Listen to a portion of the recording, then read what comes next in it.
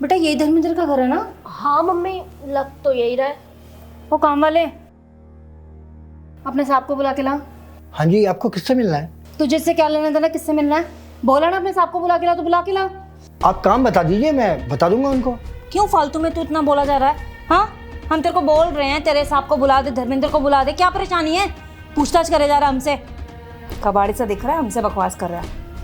अच्छा सुन, ये ना मेरी बेटी है, इसकी शादी होने वाली है धर्मेंद्र से, यानी तेरे साहब से, तो इस हिसाब से ये तेरी मालकिन हुई। चल नमस्ते कर। अच्छा, मैं उसका पिता हूँ, मेरा बेटा है।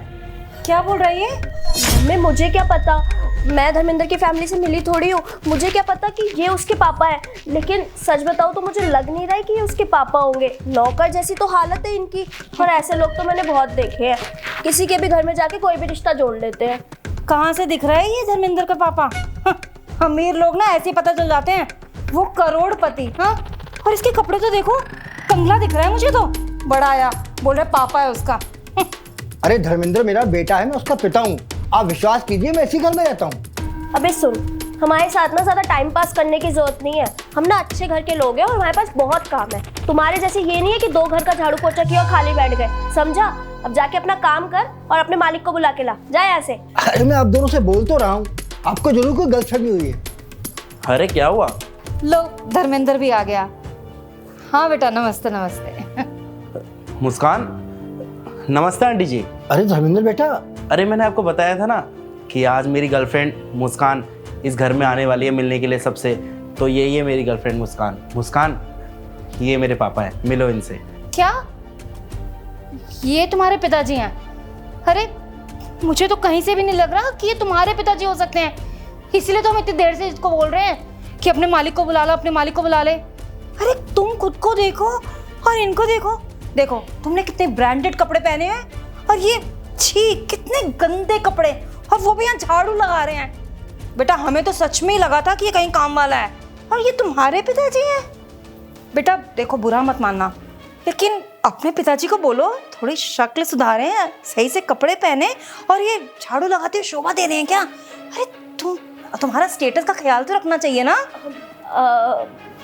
हाँ मम्मी, आप बिल्कुल ठीक कह रहे हो, लेकिन इसमें धर्मेंद्र की भी क्या गलती? हो सकता है ना पापा को ऐसे ही कपड़े पहनना पसंद हो। कोई बात नहीं, जब मैं इस घर में आ जाऊंगी ना शादी करके, तो मैं पापा के लिए बहुत सारे ना कोट पैंट सिलवा दूंगी, ताकि हमारे रिश्तेदार जब मिलने आए तो वो इन्हें नौकर ना समझे।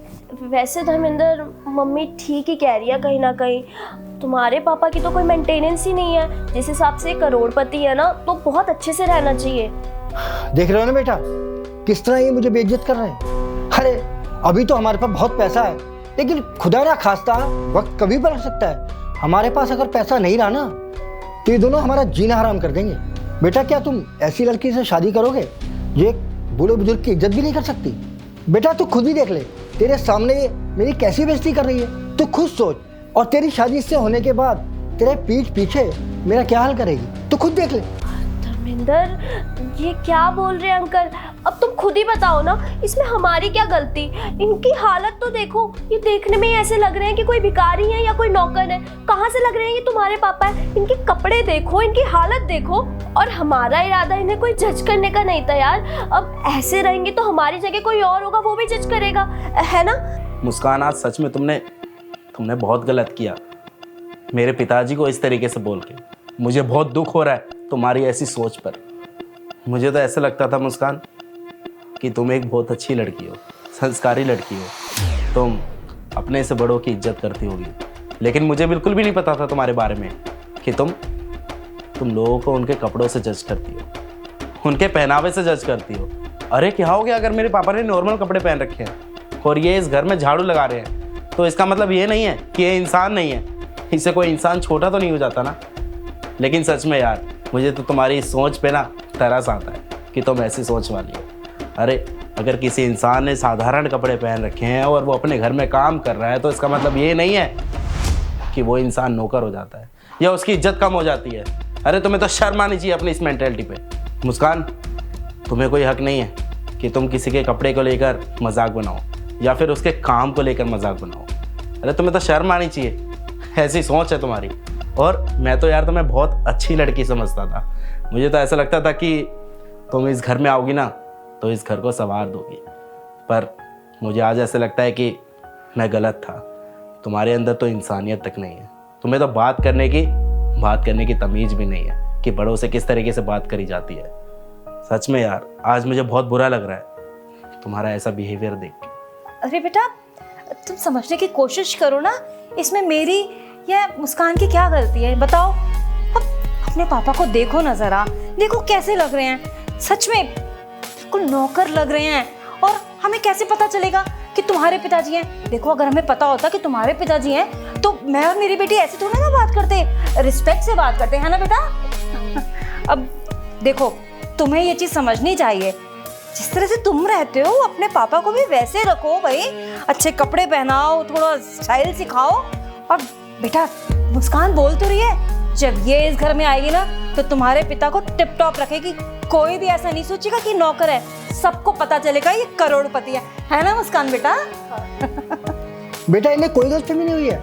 मैंने इन्हें बताया था कि मैं तेरा पिता हूँ, लेकिन ये नहीं माने, मेरी बेइज्जती करते रहे। अब तू खुद ही देख ले कैसे लोग हैं ये। और ये मेरे कपड़ों को देखकर मेरी बेइज्जती कर रही थी, कह रही थी कि ये नौकरों वाले कपड़े पहने हुए हैं। बेटा, आज तुम्हारे पास पैसा है, अगर कल को चला गया तो ये तो तुझे भी छोड़कर चली जाएगी। और क्या पता कल को इसके घर वाले तेरी बेइज्जती करें। और बाकी बेटा, शादी तुझे करनी है, तेरी जिंदगी का फैसला है। तू चाहे तो इससे शादी कर ले, मैं तुझे इससे ज़्यादा कुछ नहीं कह सकता।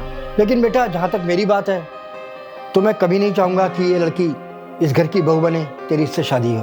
अरे भाई साहब, आप तो नाराज़ हो गए। मैंने और मेरी बेटी ने अपनी गलती मान तो ली है। और वैसे भी धर्मेंद्र तो नौजवान है, उसको ये मिसअंडरस्टैंडिंग समझ में आ जाएगी। और धर्मेंद्र मेरी बेटी से प्यार करता है और मुझे पूरा विश्वास है वो मेरी बेटी से ही शादी करेगा। क्यों धर्मेंद्र? पापा, इन्होंने कोई गलती नहीं करी है।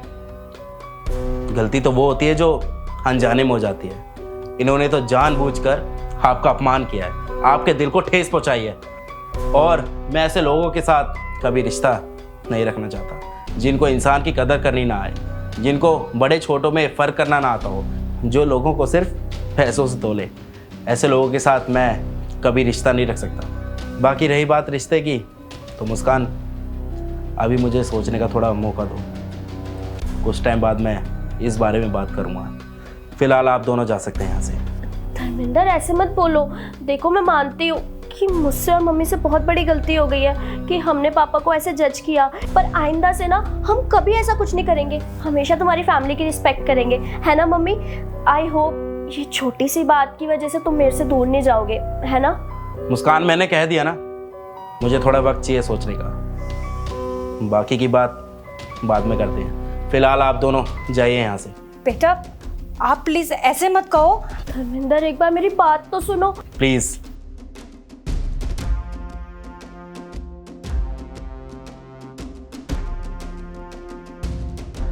हाय गाइस, कैसे हैं आप लोग? उम्मीद करता हूँ आपको वीडियो पसंद आई होगी। और सबसे बड़ी बात, जो हमारी कोशिश थी वीडियो के द्वारा समाज के अंदर एक जागरूकता लाने की, तो हमने फिर से प्रयास किए हैं और मुझे पता है कि आपको अच्छी लगी वीडियो।